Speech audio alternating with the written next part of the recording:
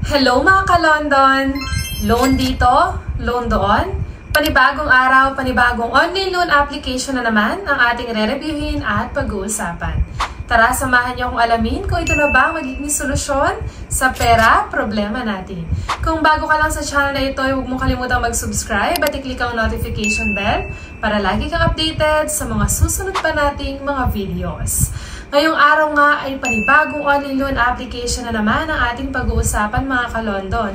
At gusto mo ba ng OLA na installment at hindi 7 days lang ang kanyang loan term? At ito pa nga, buo mo daw makukuha ang amount na ibibigay sa'yo or yung credit limit na ibibigay sa'yo na itong online loan application na ito. At pwede ka nga daw makapag-loan dito ng up to 30,000 pesos. Naku, alam ko sa mga narinig nyo na yan, sigurado ko excited na kayong malaman kung ano ba to or sino ba tong online loan application na ito.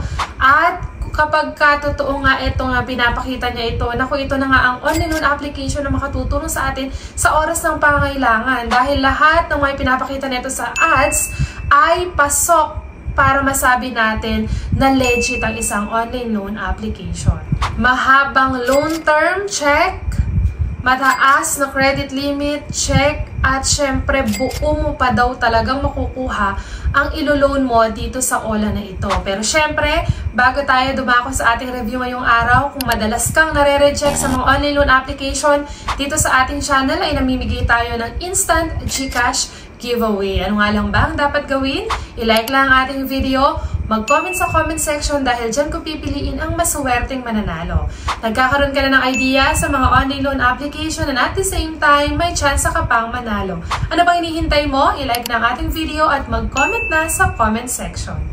And dahil alam ko nga excited na kayo dito sa OLA na i-review natin, ang ganda na ng mga narinig at na panood nyo kanina ng mga sinabi ko.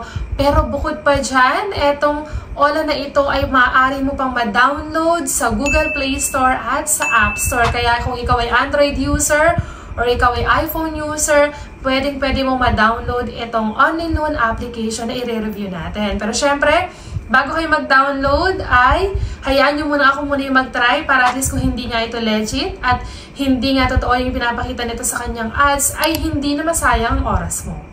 At ang online application na i-review at tinutukoy ko ngayong araw ay si Fido PH Philippines at kasalukuyan siya ngayong mayroong 4.5 na ratings. And based nga sa mga napapanood ko at nabasa ko na review na itong si Fido PH ay talaga daw buo ang nare-receive nilang amount or yung credit limit is buo at walang bawas. So ang alamin na lang talaga natin is kung legit talaga na buo, walang bawas at kung meron ba itong interest at kung totoo ba talaga na installment ito.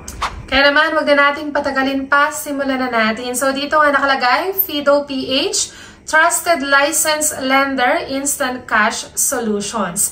Need money? Fido PH deliver. So, sana nga no, si Fido PH na ang matagal na nating hinihintay na online loan application. So, ito nga si Fido PH ay SEC registered din. And bukod pa nga dyan, zero collateral required.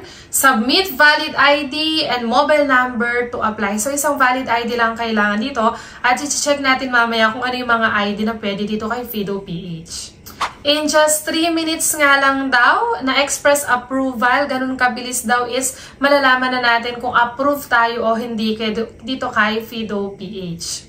And kagaya nga ng sinabi ko sa inyo kanina, ito ay merong flexible repayment plan. So tayo ang pipili kung ilang days natin gustong bayaran. Meron tayo dito nakalagay na 180 days, 150 days, 120 days at 90 days. And dito nga nakalagay na 30,000 pesos daw ang maximum na pwede nating ma-loan dito kay Fido PH for first-time user. So, i-click na agad natin dyan yung apply. And of course, para tayo ay makapag-login dito is kailangan nating ilagay yung ating active phone number para syempre makapag-send sila sa atin ng verification code. So, dito is gagawa din tayo ng ating password. And dito nga kay Fido PH, ito yung mga ID na pwede. Pwede ang National ID, UMID, driver's license, PhilHealth. So, yun yung 4 na recommended. At ito pa yung mga other ID na pwede rin. TIN, passport, SSS, PRC, at postal ID. So, pipili lang tayo ng isa dyan dahil one valid ID lang is pwede na tayo mag-apply dito kay Fido PH. And ito pa nga yung mga dapat nating sagutan sa pag-apply dito. So, yung personal information, kasama dyan ang marital status, kung ikaw ba ay single, married, ikaw ba ay divorced, or ikaw din ay widow. So, dito din kasama yung highest educational level na natapos mo, pipili ka lang dyan. Meron din residential address, so yung detailed address kasama din.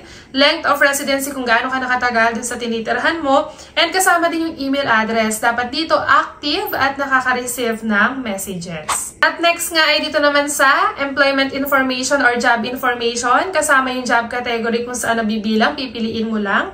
Total years of employment, gaano ka nakatagal sa trabaho mo.